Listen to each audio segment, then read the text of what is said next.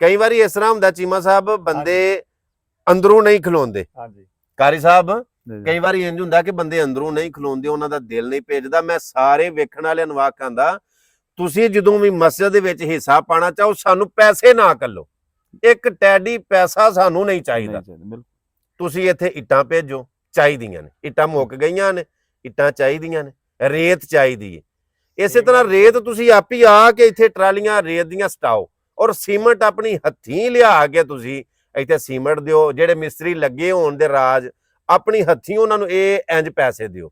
ਮਜ਼ਦੂਰਾਂ ਨੂੰ ਮਜ਼ਦੂਰੀ ਤੁਸੀਂ ਆਪਣੀ ਹੱਥੀਂ ਦਿਓ, ਜਿਹੜੇ ਮਿਸਤਰੀ ਲੱਗੇ ਨੇ ਰਾਜ, ਉਹਨਾਂ ਨੂੰ ਆਪਣੀ ਹੱਥੀਂ ਤੁਸੀਂ ਪੈਸੇ ਦਿਓ, ਤਾਂ ਕਿ ਤੁਹਾਡੇ ਦਿਲ ਨੂੰ ਸਿਦਕ ਹੋਵੇ, ਤੁਹਾਡੇ ਦਿਲ ਨੂੰ ਪੂਰਾ ਯਕੀਨ ਹੋਵੇ, ਮੁਤਮਿਨ ਹੋਵੋ ਕਿ ਸਾਡਾ ਦਿੱਤਾ ਪੈਸਾ ਜਿਹੜਾ ਵੇ, ਦਿੱਤਾ ਮਾਲ ਉਹ ਲੱਗ ਗਿਆ।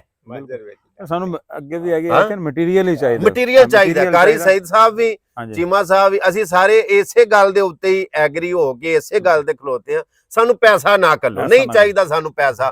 ਕਹਾਂ ਪੈਸੇ ਲੈ ਕੇ ਵੇਖੋ ਨਾ, ਇੱਕ ਬੜੀ ਕਾਰੀ ਸਾਹਿਬ ਜ਼ਾਹਰ ਪੁੱਛਤਾਛ ਸੀ ਹੋਣੀ, ਬਿਲਕੁਲ ਉਹਦੀ ਸਾਡੇ ਕੋਲੋਂ ਹਿਸਾਬ ਤੇ ਲਿਆ ਜਾ, ਇੰਨੇ ਜੋਗੇ ਅਸੀਂ ਹੈ ਹੀ ਨਹੀਂ ਕਿ ਅਸੀਂ ਉੱਥੇ ਜਾ ਕੇ ਤੇ ਫਿਰ ਔਰ ਸੈਂਟ ਦਾ ਇੱਕ ਮੇਰਾ ਮਤਲਬ ਪੈਸੇ ਪਾਈ ਦਾ ਕਿੱਥੋਂ ਦੰਬੜੀਆਂ ਦਾ ਹਿਸਾਬ ਦਵਈਏ। ਅਸੀਂ ਕਹਿੰਦੇ ਸਾਨੂੰ ਪੈਸੇ ਨਾ ਕੱਲੋ, ਸਾਨੂੰ ਪੈਸੇ ਮਸਜਿਦ ਦੇ ਕੰਮ 'ਚ ਨਹੀਂ ਚਾਹੀਦੇ, ਇੱਟਾਂ ਚਾਹੀਦੀਆਂ ਨੇ। ਔਰ ਵੈ ਤੁਸੀਂ ਕੰਮ ਵੇਖਦੇ ਹੋ ਨਾ, ਇਹ ਕੰਮ ਜਿਹੜਾ ਖਲੋਤਾ ਹੈ ਨਾ, ਇਹ ਸਮਝੋ ਇੱਟਾਂ ਵਾਸਤੇ, ਬਜਰੀ ਵਾਸਤੇ, ਰੇਤ ਵਾਸਤੇ ਤੇ ਸੀਮੈਂਟ ਵਾਸਤੇ ਹੀ ਖਲੋਤਾ ਹੈ। ਉਂਝ ਇੱਟ ਚੱਲਦੀ ਹੈ ਵੀ ਰੇਟ ਚੱਲਦਾ 22,000, 23 ਵੀ ਚੱਲਦਾ, 21,000 ਤੇ ਆਮ ਚੱਲਦਾ ਨਾ, 20, 21, ਲੇਕਿਨ ਉਹ ਜਦੋਂ ਮਸਜਿਦ ਦਾ ਨਾਂ ਲਿਆ ਕਿ ਮਸਜਿਦ ਵਾਸਤੇ ਇੱਟ ਚਾਹੀਦੀ ਹੈ, ਤੇ ਉਹਨਾਂ ਨੇ 19,800 ਰੁਪਏ ਦੀ ਪਹੁੰਚ ਇੱਟ ਦਿੱਤੀ। ਇਹ ਤੇ ਫਿਰ ਬੜੀ ਮਿਹਰਬਾਨੀ ਹੈ ਨਾ। ਯਾਨੀ ਕਿ ਹਿੱਸਾ ਪਾਉਣ ਦੇ ਵੀ ਕਈ ਤਰੀਕੇ ਨੇ, ਤੇ ਅੱਲਾਹ ਪਾਕ ਦੀ ਜ਼ਾਤ ਤੁਹਾਨੂੰ ਸਾਰਿਆਂ ਨੂੰ ਸਲਾਮਤ ਰੱਖੇ। ਕਾਰੀ ਸਾਹਿਬ ਮੈਂ ਜਿੰਨੇ ਜੋਗਾ ਮੈਂ ਇਨਸ਼ਾਅੱਲਾ ਇਸ ਮਸਜਿਦ ਦੇ ਕੰਮ ਦੇ ਵਿੱਚ ਅੱਲਾਹ ਪਾਕ ਦੀ ਜ਼ਾਤ ਜਿੰਨੀ ਤੌਫੀਕ ਦੇਵੇ, ਮੈਂ ਨਾਲ ਹਾਂ ਜੀ। ਅੱਲਾਹ ਪਾਕ ਦੀ ਜ਼ਾਤ अता फरमाए जी। ਆਮੀਨ ਆਮੀਨ। ਇਹ ਤੁਹਾਡੇ ਵਾਲੀ ਗੱਲ ਹੈ, ਸਾਦਤ ਦੀ ਗੱਲ ਹੈ, ਜਿਹਦੇ ਕੋਲ ਅੱਲਾਹ ਰੱਬੁਲ ਇੱਜ਼ਤ ਲੈ ਲਵੇ ਜੀ। ਇਹ ਅੱਲਾਹ ਪਾਕ ਦਾ ਬੜਾ ਕਰਮ ਔਰ एहसान है जी। अल्लाह रब्बुल इज्जत दी जात ने। चलो असबाब अल्लाह पाक ने पैदा फरमाने ने, बंदे दे जरिए ਹੁੰਦਾ ਵੇ जी ਜੋ ਕੰਮ ਹੁੰਦਾ ਵੇ। ਸੋ ਤੁਹਾਡੀ ਸਾਰਿਆਂ ਦੋਸਤਾਂ ਦੀ ਹੈਲਪ ਦਾ, ਤਾਮਨ ਦਾ ਬਹੁਤ ਬਹੁਤ ਸ਼ੁਕਰੀਆ। ਅੱਲਾਹ ਦੀ ਜ਼ਾਤ ਤੁਹਾਨੂੰ ਬਹੁਤਾ ਦੇਵੇ। ਐਂਡ ਦੇ ਉੱਤੇ ਇਹ ਜ਼ਰੂਰ ਆਖਾਂਗਾ ਕਿ ਵੇਖੋ, ਇਹੀ ਸਦਕਾ ਜਾਰੀਆ ਜੀ, ਇਹੀ ਤੁਹਾਡੀ ਅਸਲ ਬਚਤ, ਅਸਲ ਕਮਾਈ, ਅਸਲ ਤੁਹਾਡਾ ਜੋ ਮਤਲਬ ਤੁਸੀਂ ਇਹ ਕਰ ਲੈਣਾ ਨਾ, ਅੱਗੇ ਵਾਸਤੇ ਵੀ ਤੇ ਇੱਥੇ ਵਾਸਤੇ ਵੀ, ਨੇਮਲ ਬਦਲ ਇੱਥੇ ਵੀ ਮਿਲੇਗਾ ਬੇਸ਼ੱਕ, ਲੇਕਿਨ ਅੱਗੇ ਵਾਸਤੇ ਤੇ ਬੜਾ ਸਾਰਾ ਜ਼ਖੀਰਾ ਹੈ ਨਾ।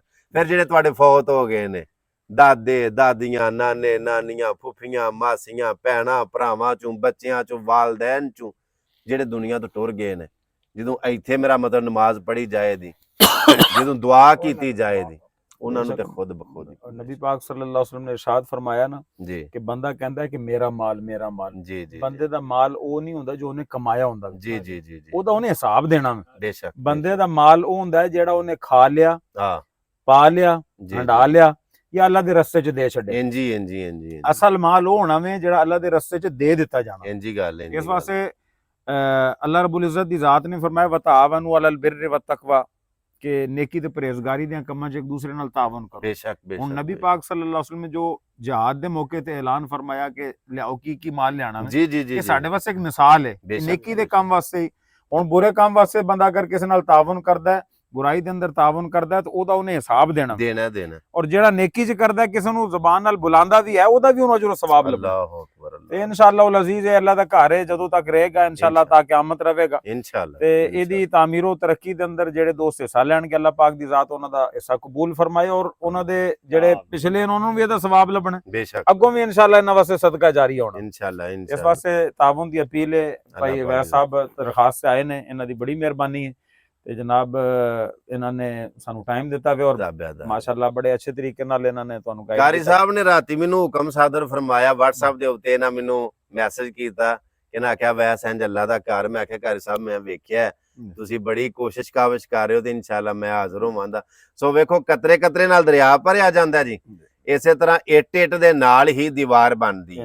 ਅਸੀਂ ਸਾਰੇ ਦੋਸਤ ਜਦੋਂ ਮੁਖਲਸ ਹੋ ਕੇ ਅੱਲਾ ਦੀ ਰਜ਼ਾ ਵਾਸਤੇ, ਅੱਲਾ ਵਾਸਤੇ ਜਦੋਂ ਅਸੀਂ ਕਰਾਂਗੇ, ਤੇ ਇਨਸ਼ਾਅੱਲਾ ਅੱਲਾ ਆਪ ਹੀ ਸਬਬ ਬਣਾਏਗਾ। ਤੇ ਇੱਕ ਗੱਲ ਮੇਰੀ ਯਾਦ ਰੱਖਿਓ ਜੀ, ਅੱਲਾ ਦਿੰਦਿਆਂ ਨੂੰ ਦਿੰਦਾ ਬੇਸ਼ੱਕ।